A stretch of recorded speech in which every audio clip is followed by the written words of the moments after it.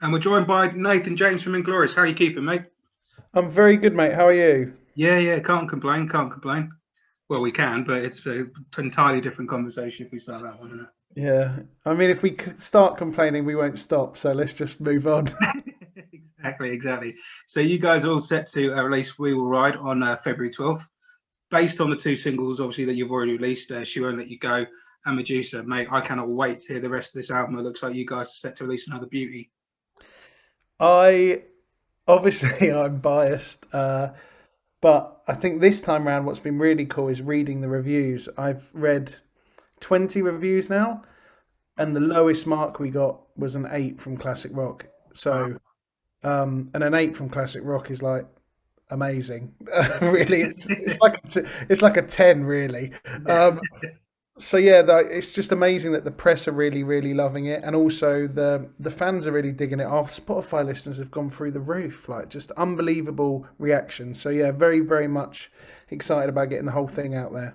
Yeah, so I can't wait to hear it, mate. Obviously, this is the first album recorded with this lineup of the band. I mean, I saw you guys three times on the Ride to Nowhere cycle. Obviously, I saw you guys in Norwich, then Rambling Man Fair, and of course Stone Dead that we were just chatting about. Absolutely no doubt that you guys have got the gigs live, but with the change in lineup, did that affect the songwriting process at all in any way? I know you and Danny wrote "She Won't Let You Go" before Danny was even in the band, but Yeah, it kind of it always starts the same way. So it starts with a riff. The boys will bring a riff to me, and then I will kind of help turn it into a song, and then I will write a hook at the chorus, and then that kind of dictates what I'm talking about uh, in the lyrics. So yeah, it's the same sort of process as we've done before. Just this time round, it was so much more focused and enjoyable, and I really loved every minute of it. The one thing that sucked was obviously we went into lockdown, so I couldn't continue with those sessions. But I managed to every weekend for a good few months. I was going up to London and demoing with the boys and writing. So it was a really nice time, good memories. It feels like a million years ago now. yeah, I bet. I mean, I saw some of the videos that you guys are putting up during the recording process. It did look like you guys had a lot of fun. Trying to, given the climate in which we were doing it, because we it's no secret that we love the pub. So it was a very odd experience doing a day in the studio and then not being able to go to the pub and like celebrate and debrief and talk about it. Instead, we just went back to our apartment that we rented in Cardiff Bay, and we had like band come dine with me. So a different person would cook a different meal each night. So that kind of it just kept us entertained a bit, and yeah, it's a really odd experience, but I really enjoyed it. Yeah, I saw the video you guys put up from your the flat you were at. What a view you guys had out that flat, man. Yeah, it was beautiful. It's actually someone that our producer knew, and yeah, we just rented it out for the 3 weeks we were there. And what an amazing place! It was a penthouse looking over Cardiff Bay, and it was so quiet there at the time because everyone was kind of locked down. So yeah, it was really, really great time, and working with an amazing producer definitely helped. Who produced this record then? Sorry, mate, I didn't get that on the notes. This has been produced by. It's the first ever like produced Inglorious album, really. That's not the band. Yeah. Romesh Angoda, who's Oh produced yeah. loads of stuff. He's goodness, yeah. He's done Those Damn Crows. He's done Motorhead. He's done Bring Me the Horizon. Did some stuff for the Foo Fighters as well, didn't you, Ramesh? Or am I He imagining that? might I don't know, but Yeah, he's fantastic just producer. he's wonderful, wonderful producer and a really great guy. And he's the reason why this sounds so. It does sound different in comparison to the other albums. It's definitely a different sounding record. In what way do you think it differs from, say, like Ride to Nowhere? Just sonically, it's a lot more produced, so there's a lot more going on. Usually, to kind of break it down to people that, like myself, don't really know, instead of hearing two guitars at a time, which is usually on every other album by Inglorious, you will only ever hear two guitars at one time. Yeah. This time round, there's like 10 guitars at one time. So, like, everything just feels more full, and there's lots more backing vocals, and it just, yeah, I can't. It's a much more modern, punchy sound. Still kind of within our classic way of writing, though. So it doesn't we still sound like us, but it's just like us on drugs or something. Do you know what I mean? It's really, really heightened and really, it's just exciting to listen to. Yeah, I must admit, like when obviously, I mean, I love that slide guitar bit on Medusa when you released that as a single. I love my blues as well as my rock, so that was an incredible lick to hear. That I really, as soon as I heard that, I was like, "Yep, this is another one for me." But and then equally on "She Won't Let You Go," the vocals, harmonies on that, are fantastic. So I'm really looking forward to hearing this album, mate. I've got it on pre-order, so just waiting for it to land with me now. Thank you. I really appreciate that. The pre-orders and the buying is so crucial because in order for us to chart, I think people always wait, right, to pre-order it. And it's like you're going to order it anyway. Yeah. Just bloody pre-order it because that that way it means that that first day when the album comes out, all of those sales are counted as one day. So Okay. so you just fly. If you've got, I don't know, 5,000 pre-orders, when the album comes out, they are counted. So it's like, boom, there's 5,000 sales. So that's how you get into the chart, which is really important for us. Obviously, we want to chart nice and high in the rock chart and maybe even get into the top 20. So yeah, fingers crossed. So, other than Medusa and She Won't Let You Go, are there any songs on the album in particular that you're sort of excited for people to hear? Anything maybe a little bit left field or not they're expecting, or just something that you're particularly connected with? Yeah, definitely. There's a song called "Eye of the Storm," which is track number 4 on the album, Yeah. and I wrote it with my friend Tim and Phil, the drummer. And Tim just has known me for like probably 16 years. And he knows me so well that he really got a kind of a story out of me that I just wouldn't have ever spoken about. And it's all about kind of, it's about me and it's about my battles with myself. You know, it's about I am looking into the eye of the storm is almost like looking into the mirror sometimes for me. So it's a Oh, wow. quite a deep song, but it's still full of balls. You know, it's got a big chorus. It's got a good vocal. The verses are a bit more subdued. That's something that people have said in the reviews. Actually, this time there's a lot more variety in my vocal. So I'm looking forward to people hearing that. And yeah, there's also the other song. Total contrast is a song called "He Will Provide," which is you know how amazing my guitarists are. Like everyone Oh, does. yeah. Yeah. So this song it has a it has a 1 minute guitar solo where the boys trade off each other. Oh, nice. So it's just like a minute of just absolute guitar virtuosity, and I don't know two other guitar players in the UK that could pull it off. Truly, it's like listening to Ingve and Nuno or something. It's Wow. monstrous playing from Danny and Dan. Well, Danny and Dan always traded it off live every time we've seen you guys, so it's going to be exciting to hear that, as a recorded as a musical piece rather than just a live setting when they're just trading off each other and the vibe of everything. So yeah, I'm definitely going to crank that one up. That's for sure, mate. Yeah, I think that's what people are going to notice as well. Just the guitar work from Danny. Like Danny's 21 when he recorded this album. He's 20, and Yeah. when we wrote "She Won't Let You Go," he was like 18. So it's a really it's a really exciting time because people are going to get to hear these riffs that are like the first riffs he's ever recorded, first songs he's ever Uh-huh. written, and get to hear all of the boys playing because I don't think I've had amazing musicians in this band. However, the chemistry between us all and the respect we have for each other has definitely made this a more remarkable sounding record. Yeah, I mean, like you say, there's obviously been changes in the lineup and stuff, but when I first saw you guys, like with this incantation on the Ride to Nowhere tour, the first time I saw you was the Norwich show, which I believe was in the January. So it wasn't that long, respectively, after you guys announced the new lineup. And One of our first shows actually of that lineup, dude. how was it? Yeah, and I at the time, people always forget this. Just before that Christmas, I was touring with the War of the Worlds, right? Yes, of course, yeah. And the band, the three guys left the band in one day. Hmm. I had to put together that band whilst I was on tour with the War of the Worlds, playing the O2 Arena and playing Manchester MEN, and I couldn't even Wow. meet these guys really. I knew Danny obviously and Dan, but I was putting all that together. So come those first few shows, I was terrified. Like I didn't know exactly how well it was going to work, you know. But they all bought it. Their confidence shone through. And as sorry to interrupt you, as you're going to say, I know what you're going to say, but go for it. Yeah. Yeah, but with each show, the chemistry was just more and more evident every time I saw you guys.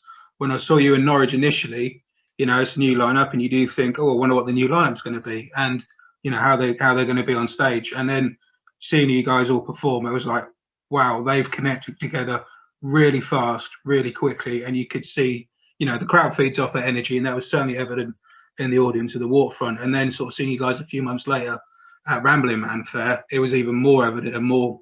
You obviously had the time, you played more shows, you'd have that time together, and it was even more evident at that point just how tight you guys were. And then, I was working backstage at Stone Dead, so unfortunately I didn't go out at the front and watch the set, but it was very much evident, even from what I could hear backstage, just how great that set was as well. So it's good to see that chemistry build, mate. Oh, thank you. Yeah, we all feel it. Like even Phil. Like I'm not gonna speak for Phil, but Phil and Colin had played with each other for years and years, and I think Phil was originally quite nervous about playing with a different bass player, but even after our first tour, he said, I'm super happy. He was like, it feels great. Everyone's connecting. Everyone's listening to each other. What I find in this band now is that everyone wants the band to be great, which is the most important thing. Yeah. It's not about showing off. It's about making a great band. It's about showing off as a group rather than as individuals, which I really feel as well. I'm happy to give the boys 1 minute guitar solos on this album because I really respect them. So yeah, I can't wait for people to hear it. I can't wait to do some live shows because this is just going to keep growing, like now that the boys are playing songs they've written, it's going to take on another level in the live performance. I was going to say, obviously, they would respect playing songs that they weren't involved in the writing process. Obviously, they made those parts their own, and like I said, there was killer live. So I've got no disrespect on that. But like you say, when you're invested in it as a writer as well, like you say, that's only going to add that even more magic to it. I think when we see these live, fingers crossed. Definitely, absolutely, yeah.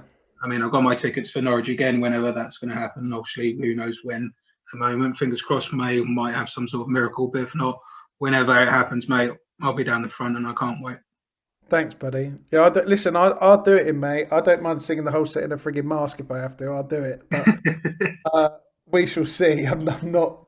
Yeah, fingers crossed, eh? Fingers crossed.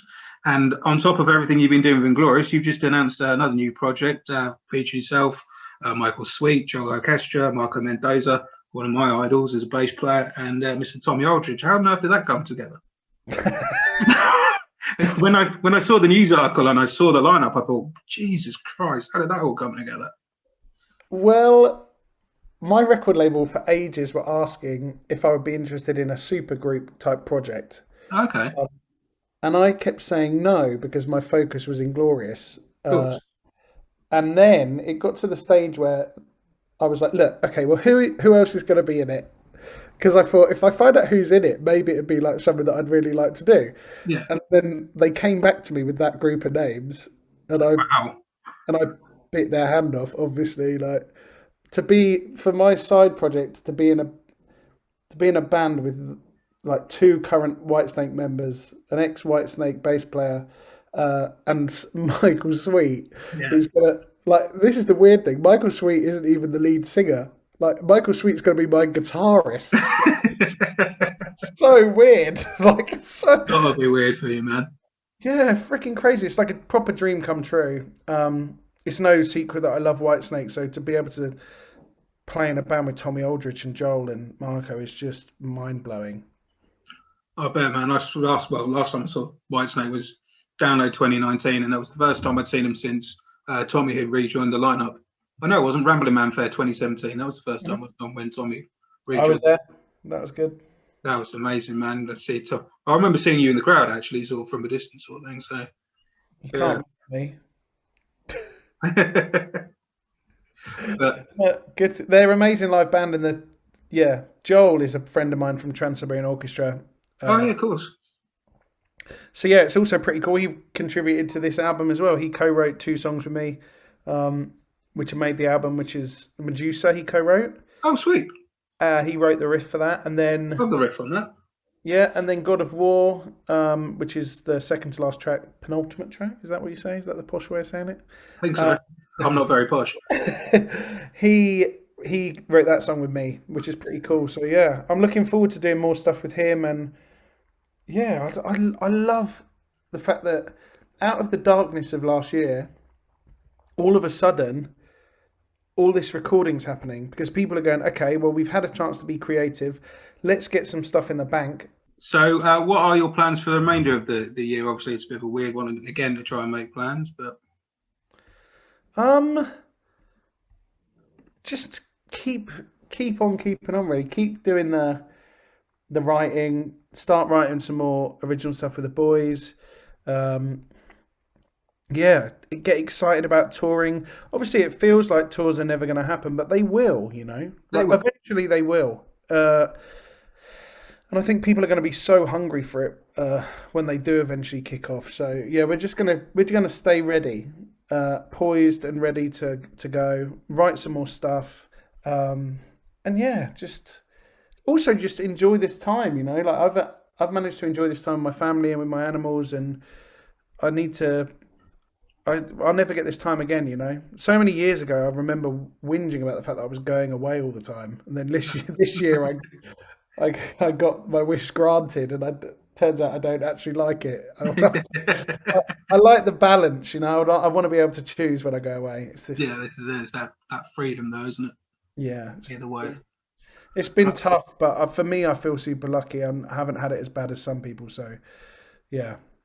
No, like you say, it's been a difficult time for everyone, and I wouldn't try and put down anybody who's gone through a real terrible time, because there's loads of people out there who have gone through a real bad time with it. But sometimes you have got to just make the best of what you can. And like you say, whether it's spending time with your family that you don't get missed to. Me, it was a case of picking up my bass a lot more than I ever used to, between work, gym, 9 to 5, and sorting out stuff for Just Push Play Festival and working with Stone Dead and all the bits and pieces I had to do for that. My bass wasn't sort of getting as much love as it once did, but then again, my fingers weren't too happy with me either when I started playing again. But there we go. You have to build the callus up, not the gym callus, the bass callus. Bass callus, rather. Definitely. Oh man, I was picking up thinking, yeah, I can still play that. And my fingers knew where they wanted to go, but my brain wouldn't get in there quick enough. That's the only problem. So you've worked with some amazing people both in and outside of Inglorious. Is there anybody else that you'd love to work with a project on that you haven't worked with yet? Yeah, loads of people. Loads and loads of people. I've got huge aspirations. I want to sing for Jimmy Page. That'd be amazing. Wow. I want to duet with Lady Gaga. I think she's amazing. I think she's awesome. She's frigging brilliant.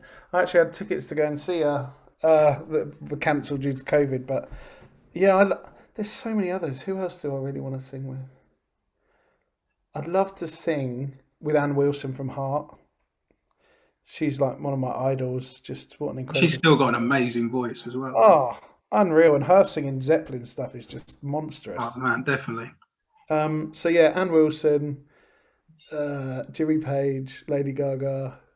There's loads more. I really want to sing with more guitarists actually. Like there's a whole list of guitarists that I'd love to sing with. But yeah, I've been quite lucky to sing with some of them, but I don't know. Yeah, maybe sing with Yngwie. That'd be fun. I love that early Yngwie stuff, the like proper screamy high. Yeah, proper Neuroso kind of. Yeah. So yeah, we'll see. One day maybe. One day. Okay, cool. Well, at the beginning of the interview, we're going to air it off with Medusa. But what song would you like to close out on the interview with? Bear in mind that when we air this, the album will be out, so you can play anything off the album you like, mate. I am going to say play Eye of the Storm, please. You got it, pal. Right. Thanks for your time, Nathan, man. This has been an absolute pleasure, dude. Thank you so much for that, man. No, thank you, dude. Just tweet us and all that on Facebook messages when it's coming out or when it's on, and I'll share it on socials. Oh, cheers, man. Appreciate that. All right, buddy. Love to everyone at Stone Dead as well. Yeah, I'll pass it on to them, dude. Please have a good one, mate. You too. Enjoy the rest of the evening, buddy. See you. Bye.